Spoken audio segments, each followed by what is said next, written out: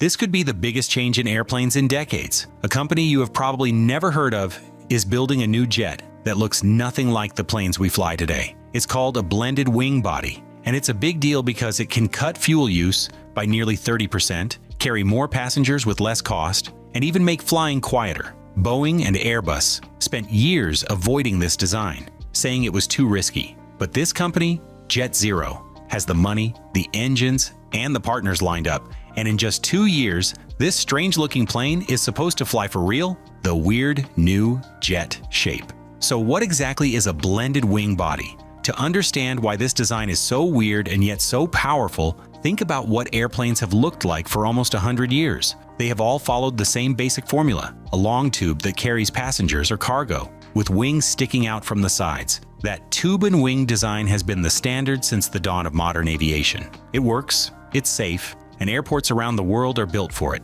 But it also comes with limits. The body of the plane doesn't do much except hold people, while the wings do all the lifting. That means you are wasting potential efficiency. The blended wing body rips up that formula. Instead of a narrow tube with wings stuck on, the body of the plane blends into the wings. The fuselage itself generates lift, not just the wings. It looks like a wide triangle, something closer to a flying wing than a regular jetliner, but with enough body space for seats, cargo, and a cockpit. The shape spreads out the workload. Every part of the aircraft helps keep it in the air. And when you combine everything into one smooth aerodynamic surface, you slash drag and improve lift. Now the shocking part is that the efficiency jump is massive. We are talking about 30% fuel savings compared to the latest tube and wing jets. To airlines, that number is insane. 30% means hundreds of millions of dollars saved on fuel bills every year. It also means longer range, fewer emissions, and less noise around airports. To put it into perspective, the last time airlines saw a big leap in efficiency was when Boeing and Airbus put new engines on the 737 and the A320. The result was the 737 MAX and the A320neo, and those engines gave about 14 to 15% better fuel burn. Airlines lined up to buy them because fuel is such a huge cost, but that 14% was considered a breakthrough. Imagine something that gives you double that gain. That's what the blended wing body promises. Of course, this raises the obvious question. If it's so good, why hasn't it been built before? Why have Boeing, Airbus, and other major players spent decades improving engines and fiddling with winglets, but never committed to a blended wing body? The answer is that while the shape is brilliant in theory, in practice it's a nightmare. The first hurdle is airports. Every major airport is designed for long, narrow jets. Gates, taxiways, jet bridges, and even parking stands are all based on the standard fuselage shape. But a blended wing body is much wider from side to side and shorter from front to back. Imagine there is a manta ray trying to park in a spot meant for a pencil. It just doesn't fit. One possible solution is folding wingtips, something the Boeing 777X already uses. Jet Zero has considered this, but their prototype won't include it because folding wings add complexity, weight, and maintenance headaches. Still, airport compatibility is a serious obstacle.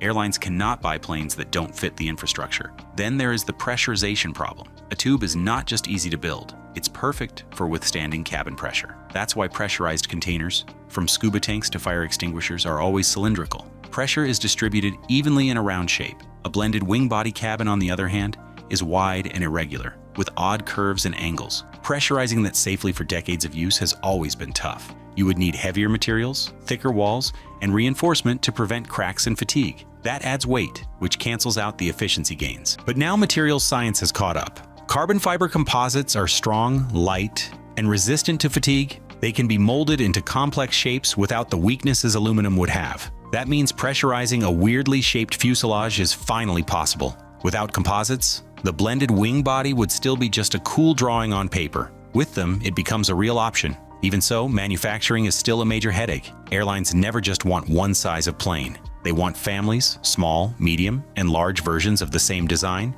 so they can cover different routes but keep pilot training and maintenance common.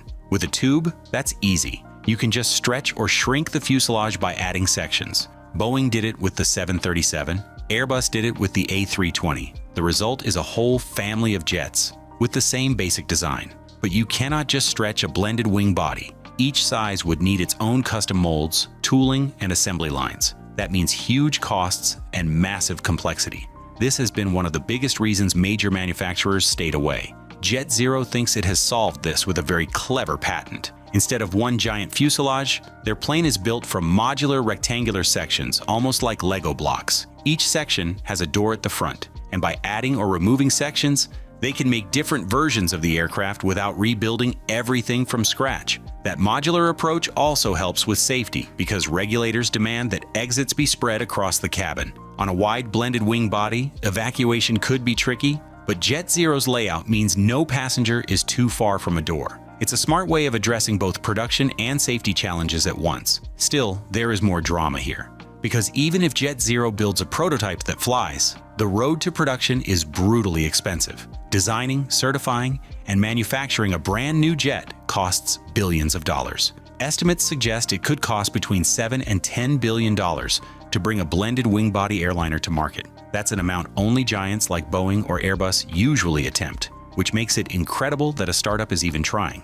And yet, Jet Zero has momentum. The U.S. Air Force is backing them with a $235 million contract to build a full-scale demonstrator. It's because the military sees potential too. A blended wing body could make an ideal refueling tanker.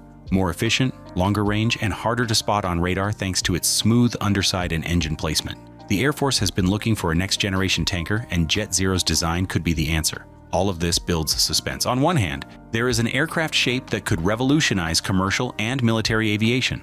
On the other hand, there is massive technical, financial, and logistical barriers. The weird jet shape looks like the future, but only if the company can overcome problems that even Boeing and Airbus avoided for decades. Think about it. The last true shape revolution in commercial aviation was the introduction of wide bodies in the 1970s, like the 747. That was over 50 years ago. Since then, every new airliner has looked basically the same. Tweaks, upgrades, composites, winglets, better engines, but never a radical redesign.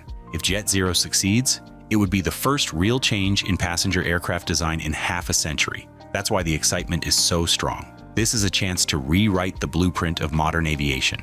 The question is whether Jet Zero can actually deliver. Their weird jet shape is a gamble on efficiency, materials, modular manufacturing, and the hope that airlines and airports will adapt. And in just 2 years, when that prototype finally takes off, we will know whether this strange manta ray of a plane is the future of flying or just another failed idea. Who's behind it? Now it's money that always decides whether a dream can actually take off or crash back to Earth. And Jet Zero has a huge challenge here. Experts like John Osterwer at the Air Current say it will take somewhere between $7 and $10 billion to bring a real blended wing-body airliner to market. That's the kind of sum only giants like Boeing or Airbus usually spend. Jet Zero, by comparison, has raised just about $300 million so far, including its U.S. Air Force contract and investments from partners like United and Alaska Airlines. $300 million might sound impressive, but in aviation terms, it's barely fuel money. So how can they move forward with only a fraction of the budget?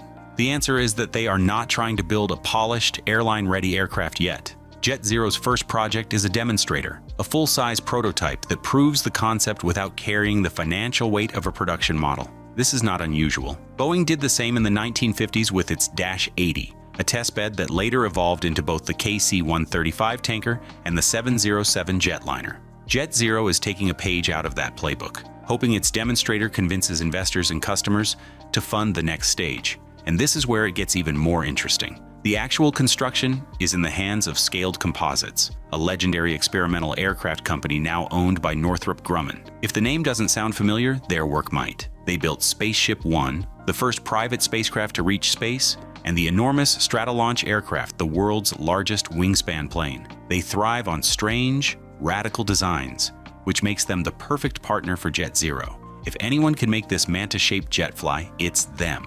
Scaled is already working with Jet Zero on a cabin mock-up that helps airlines and investors picture what flying inside such a wide, unusual aircraft might be like. The layout looks more like two single-aisle cabins placed side by side, opening forward to a wider space. It's unconventional, but it shows that passenger flow and safety are being thought through. That kind of detail matters because Jet Zero is trying to sell comfort and practicality along with aerodynamics. The demonstrator also won't reinvent every nut and bolt. Instead, Jet Zero is leaning on the COTS strategy, which includes commercial off-the-shelf parts. That means borrowing reliable components already in service.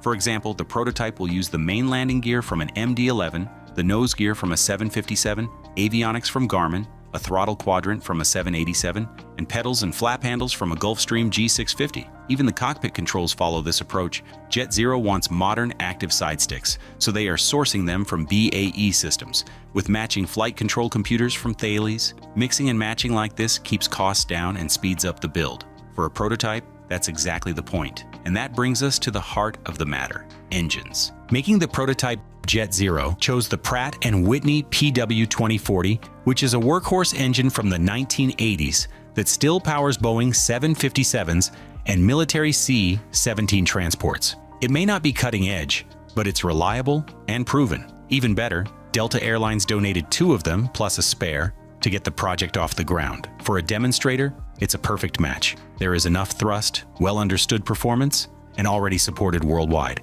But JetZero might actually use a modernized version of this same engine for the production model. That sounds strange. By the 2030s, the core design would be half a century old. Now, why use something so dated? It's because of trust. Airlines are tired of brand new engines that arrive with teething issues. Pratt's geared turbofans, Rolls-Royce wide-body engines, and CFM's LEAP series have all had reliability headaches. The industry is suffering from what analysts call new technology fatigue. Operators want stability, not promises. A refreshed PW2040 with digital controls and cleaner combustion could offer exactly that. It may not be the most advanced, but it would be dependable and familiar.